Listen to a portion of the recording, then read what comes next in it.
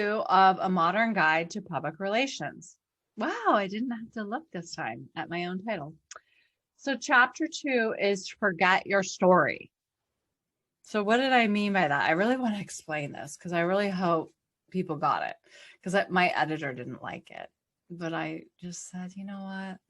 I don't care. I like it.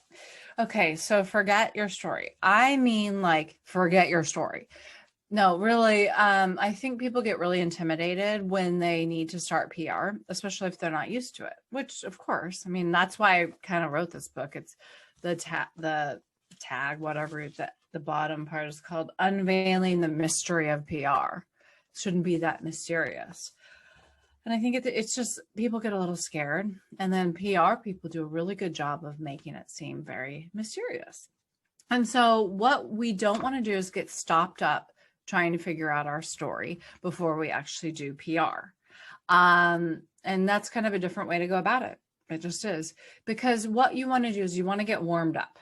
Let's just get a little bit warmed up with some announcements, some press releases, kind of do one thing after another, put one foot in front of the other, and then your story will fall into place.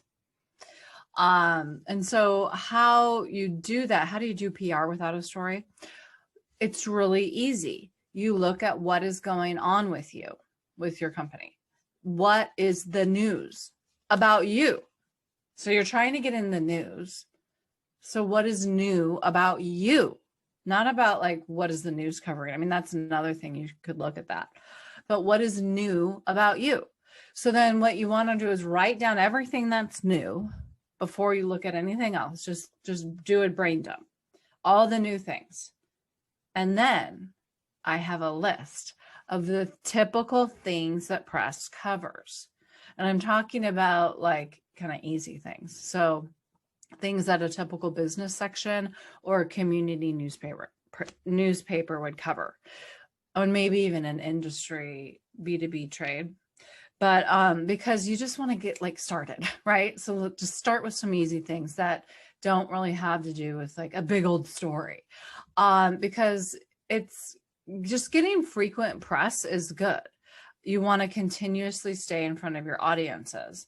And so even if it's just kind of a small little story, like, oh, we did this, just a mention or whatever, and it's not like your whole company story, it's still good because you can use it for social media. It's just a reminder for your audiences. And again, it provides that warm up. You need to get into the groove of doing announcements. Not overwhelmingly, but maybe once a month. It's only 12 announcements. And I say announcement, I mean press release, if that's what you want to call it, or you don't have to do a press release. I mean, I'll talk about why to do one and why not to in a different session. But so basically, yeah, we just don't want to let perfection get in the way of just working. And so then, okay, after you write down your list, then you can check my list of the list of news ideas. This is the little ideas that the press typically covers. And there's 10 things. And I'm checking the time because these videos are not supposed to be very long. So I'll run through it. And but it's in the book, and I think it's in our prtalk.co website, hopefully. So just really straightforward things. So you have a new location for your office, like it's opening somewhere.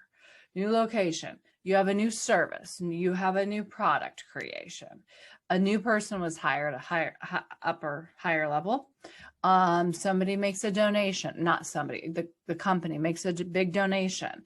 The company volunteers. The company gets involved with a charity or a community thing. That could even go in a trade pub. Just, oh, my company did this. Okay. I mean, it's the news, right? Like the news of your company. We volunteered yesterday. Here's our picture. And this is what we did. That's it. Doesn't have to be a big deal. Obviously, any event that the public could go to is good to announce.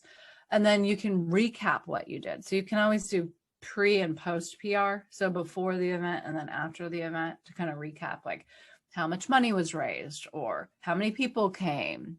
And you can look at pre and post in more ways than just events. So that, and then guess what? There's some, and of course there's more in here, you know, scientific study. It's kind of a big deal. Launch of a scientific study or results. New building, construction.